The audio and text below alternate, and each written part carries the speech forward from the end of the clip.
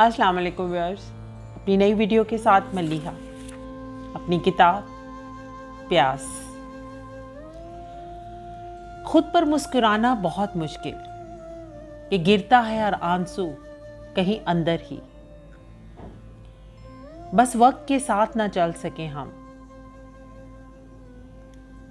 हम इसे अपनी दास्तां सुनाते रहे और वक्त अपनी तहरीर लिखता रहा।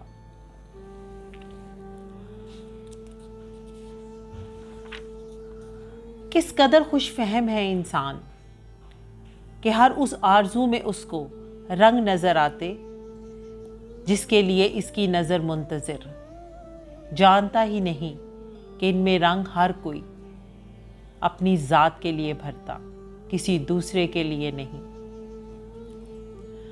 हर दर्द अपने साथ अपनी कहानी सुनाता, ये सुनने वाले पर कि दर्द को ज़बान दे या समेट ले अपनी पलकों में। ये कुदरत की बात है कि कब किसके नसीब में क्या लिख दे।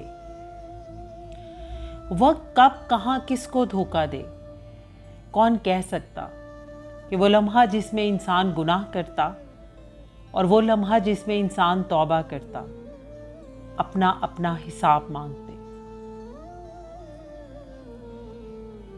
आईने से अगर मोहब्बत है तुझे तो वो देख जो तेरे अंदर, ना कि वो जो तेरी आंखें तुझे दिखा रही हैं।